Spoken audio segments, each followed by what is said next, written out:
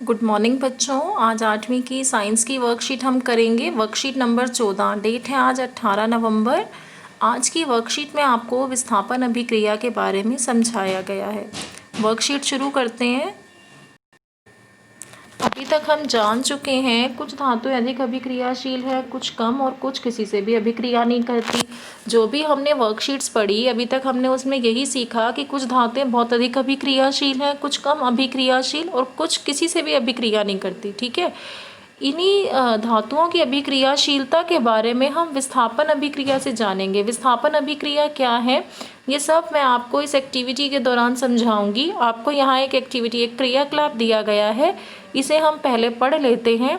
हमें 5 बीकर लेने को बोला गया है। 100 मिलीलीटर के बीकर आप जानते हैं इस तरीके से होते हैं। तो यहाँ देखिए बीकर दिखाए गए हैं। बीकर आपको लेने हैं 5 और 100 मिलीलीटर का होना चाहिए। हर एक बीकर में हमें 50 मिलीलीटर जल ले लेना है, पानी। प्रत्येक बीकर में दर्शाए गए पदार्थों में से प्रत्येक का एक चम्मच डालकर घोलिए। बीकर ए में क्या कहा गया है? कॉपर सल्फेट डालना है और घोलना है। ठीक है। फिर इसमें क्या लिया हुआ है? जिंक का टुकड़ा। इसी तरह से बीकर बी में कॉपर सल्फेट और लोहे की कील लेनी है। बीकर सी में जिंक सल्फेट, तांबे की छीलन। बीकर डी में आयरन सल्फेट प्लस तांबे की छीलन। बीकर ई में क्या है? जिंक सल्फेट प्लस लोहे की कील। इन बीकरों को बिना छेड़े कुछ समय तक रखा रहने दो और अपने प्रेक्षण को लिखो। प्रेक्षण मतलब जो आप नोटिस करोगे उनको लिखो कि इसमें क्या चेंजेस आए। इन बीकरों में हमने ये पदार्थ डाले और कुछ समय तक इनको रखा रहने दो। यहाँ आपको क्या दिखाया गया है? पहले इस तरह से थे जब हमने पदार्थ डाले थे, बाद में हमें ये चेंजेस देखने को मिले। अब हम इनके बारे में पढ़ते हैं क्या चेंजेस आए इसमें। प्रेक्षण लिखे हुए यहाँ। बीकर ए में जिंक कॉपर सल्फेट के विलयन में कॉपर को विस्थापित कर देता है। विस्थापित मतलब हटा देता है। बीकर ए में क्या था? कॉपर सल्फेट था, जिंक था। तो जिंक ने क्या किया? जिंक ने कॉपर सल्फेट में से कॉपर को हटा दिया। ठीक है।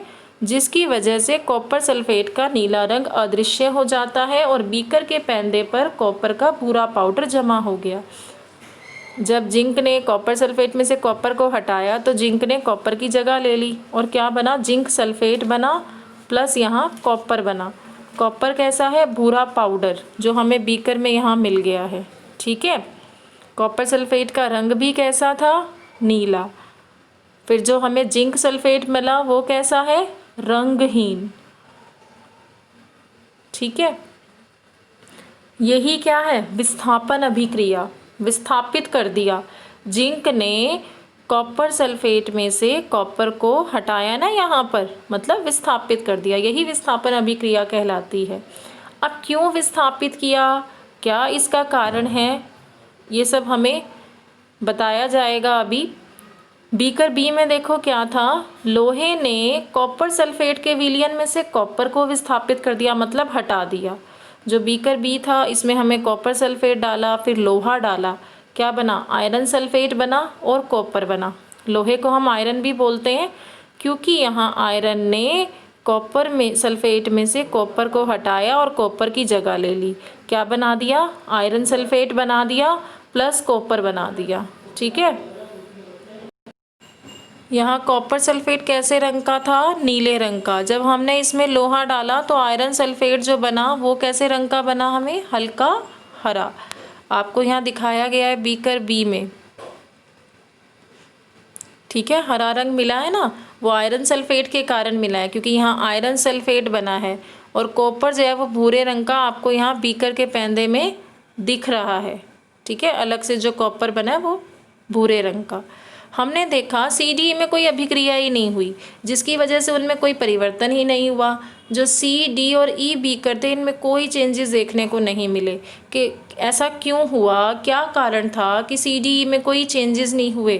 तो वो आपको बताया गया है। केवल अधिक अभिक्रियाशील धातु जो होती है वो कम अभिक्रियाशील धातु को उसके जलीय विलयन में से विस्थापित कर सकती है, मतलब हटा सकती है। जो ज़्यादा अभिक्रियाशील होगी वो कम अभिक्रियाशील धातु को उसके जलीय विलयन में से हटा पाएगी, लेकिन कम अभिक्रियाशील धातु जो होती है वो अधिक अभिक्रियाशील धातु को विस्थापित नहीं कर पाती। ठीक है। यहाँ आपको ये बताया गया है कि सबसे अधिक अभिक्रियाशील जिंक, आयरन और कॉपर में से कौन है? जिंक। फिर जिंक से कम है आयरन, ठीक है, और सबसे कम अभिक्रियाशील कौन है? कॉपर। जिंक, आयरन और कॉपर की यहाँ पे देखो ये सीरीज दी गई है, जिंक सबसे ज़्यादा, फिर आयरन और फिर कॉपर, ठीक है। CDE में चेंज क्यों नहीं हुआ? क्योंकि सी में देखो क्या था, सी में जिंक सल्फेट था और तांबे की छीलन थी, तो जो कॉपर है वो कम अभिक्रियाशील है जिंक से, ठीक है, इसीलिए कॉपर जिंक सल्फेट में से जिंक को हटा नहीं पाया, क्योंकि कॉपर कम अभिक्रियाशील था जिंक से और वो कॉपर सल्फेट नहीं बना पाया, जिंक को अलग नहीं कर पाया। यहाँ कोई अभिक्रिया नहीं दिखी। बीकर डी में क्या था, कॉपर जो है वो कम अभिक्रियाशील है आयरन से, तो यहाँ पर भी बीकर डी में कॉपर आयरन सल्फेट में से आयरन को नहीं हटा पाया। इसी तरह से जो पांचवा बीकर है उसमें भी आयरन जिंक सल्फेट में से जिंक को नहीं हटा पाया, क्योंकि आयरन जो है वो जिंक से कम अभिक्रियाशील है, ठीक है। केवल ज़्यादा अभिक्रियाशील धातु जो होती है वही हटा पाती है कम अभिक्रियाशील धातु को। अब इस वर्कशीट के क्वेश्चन आंसर देखते हैं। कॉपर विलयन और कॉपर का रंग कैसा होता है? तो कॉपर विलयन का रंग नीला होता है और कॉपर का रंग कैसा होता है? लाल भूरा। प्रश्न नंबर दूसरा, कॉपर जिंक के विलयन में से जिंक को विस्थापित क्यों नहीं कर पाता है? आप ये आंसर लिखेंगे इसमें, कॉपर जिंक को उसके विलयन से विस्थापित नहीं कर सकता क्योंकि कॉपर कम अभिक्रियाशील है और जिंक अधिक अभिक्रियाशील। केवल अधिक अभिक्रियाशील ही कम अभिक्रियाशील को विस्थापित कर सकता है, ठीक है।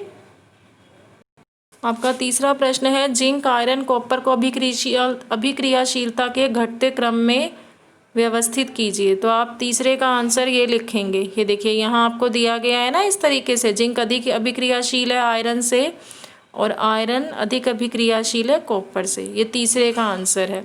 अब आपका चौथा प्रश्न है, क्या होता है जब एक लोहे की कील को कॉपर सल्फेट के विलयन में रख दें? ये आंसर आप लिखेंगे, जब लोहे की कील को नीले रंग के कॉपर सल्फेट के विलयन में डुबोया जाता है तो विलयन का नीला रंग हल्का हो जाता है। ऐसा इसलिए हुआ क्योंकि आयरन कॉपर से अधिक अभिक्रियाशील होता है जो कॉपर को विस्थापित कर देता है, ठीक है, और आयरन सल्फेट एवं कॉपर धातु बनाता है। यह अभिक्रिया निम्न प्रकार से होती है। ये आप अभिक्रिया भी इसमें लिख लेंगे, ठीक है। आपका पांचवा प्रश्न है, अभिक्रिया को पूर्ण कीजिए। जिंक प्लस डैश में क्या आएगा? तो यहाँ आएगा आपका कॉपर सल्फेट, ठीक है, और वो क्या बनाएगा? Zinc sulphate plus copper. तो आप पांचवे में ये लिखेंगे। ये देखिए यहाँ पर भी है ना पांचवे का आंसर, कॉपर सल्फेट प्लस, यहाँ है पांचवे का answer copper sulphate plus zinc. क्या बन गया? जिंक सल्फेट बना प्लस कॉपर, तो यहाँ आएगा कॉपर सल्फेट पांचवे में। अब आप इस वर्कशीट के क्वेश्चन आंसर कर लीजिए। अगर आपको मेरे वीडियो अच्छे लगते हों तो प्लीज़ मेरे चैनल को लाइक और सब्सक्राइब करें।